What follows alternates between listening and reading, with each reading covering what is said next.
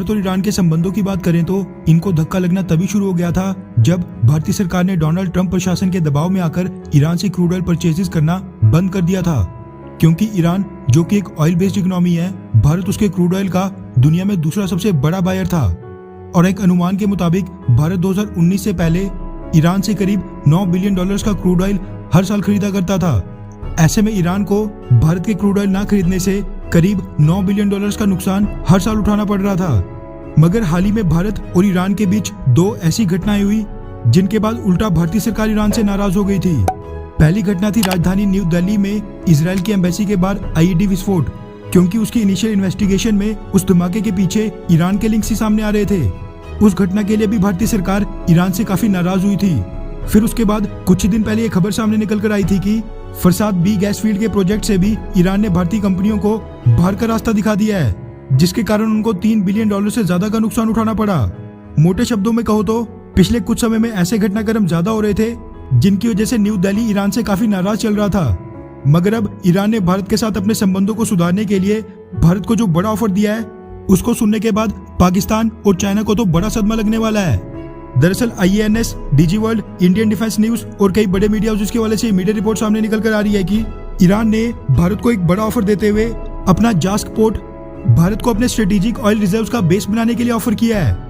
यानी जिस तरह पेंडेमिक के दौरान भारत ने सऊदी अरब और बाकी के अरब देशों से सस्ता क्रूड ऑयल खरीदकर अमेरिका ले जाकर वापस स्थित ऑयल रिजर्व्स में स्टोर कर दिया था, ठीक उसी तरह भारत ईरान के जास्क पोर्ट का भी इस्तेमाल कर सकता है। इसी के साथ ईरान ने भारत को एक नई land and sea gas pipeline भी ऑफर की है, जो पाकिस्तान को बाईपास करते हुए डायरेक्ट भारत और ईरान को कनेक्ट करेगी।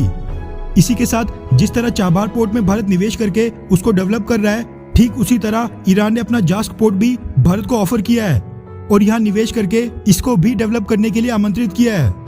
ये सारी घोषणाएं भारत में ईरान के एम्बेसडर अली चेगानी ने एक वेबिनार के दौरान की। उन्होंने इस ऑनलाइन इवेंट में कहा कि अमेरिका के साथ ईरान की न्यूक्लियर डील रिवाइव होने के बाद अब कुछ ही समय में ईरान के ऊपर से सारे प्रतिबंध हटा दिए जाएंगे। उसके बाद भारत पश्चिमी देशों के प्रतिबंधों से बाधित कभी नहीं होगा और ईरान के साथ सारी डील्स खुलकर कर सकेगा। साथ में उन्होंने चाबहार इकोनॉमिक फ्री जोन में $20 बिलियन की लागत से नए पेट्रोकेमिकल और फर्टिलाइजर प्लांट्स भी स्थापित करने के भारत के प्लान्स की आशंका जताई। वैसे उन्होंने इस ऑनलाइन इवेंट में बहुत ही बड़ी घोषणाएं की, जिनमें सबसे बड़ी घोषणा थी जास्क पोर्ट का भारत को ऑफर।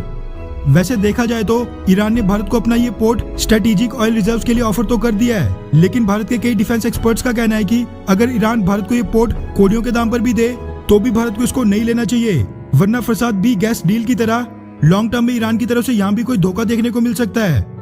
साथ में ईरान अब पूरी तरह चाइना और पाकिस्तान के पक्ष में जाते जा रहा है। ऐसे में ईरान में इतनी ह्यूज अमाउंट में इन्वेस्टमेंट करना बहुत ही बड़ी बेवकूफी होगी। उसके बदले भारत को हाइड्रोजन गैस और लिथियम आयन बैटरी की टेक्नोलॉजी पर निवेश करना चाहिए। खैर, आपको क्या लगता है कि क्या भारत को ईरान का jacks port strategic oil reserves के रूप में इस्तेमाल करना चाहिए, हाँ या फिर नहीं? नीचे कमेंट करके अपनी राय जरूर बताएं। अच्छा सुनो, चैनल को सब्सक्राइब करो, उसके बाद घंटी बजा देना ताकि अगली वीडियो आपसे मिस ना हो पाए। Thank you.